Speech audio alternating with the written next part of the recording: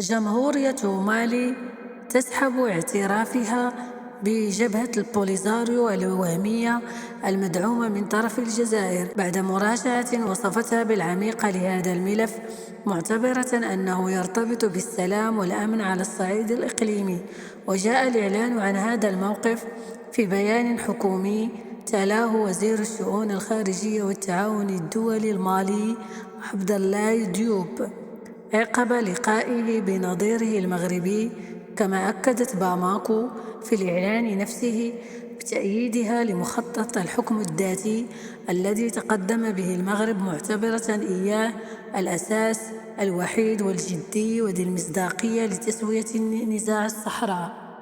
وجاء ذلك في بيان نشرته وزارة الشؤون الخارجية والتعاون الدولي الإفريقي، الذي أكد أن جمهورية مالي تربطها بالمملكة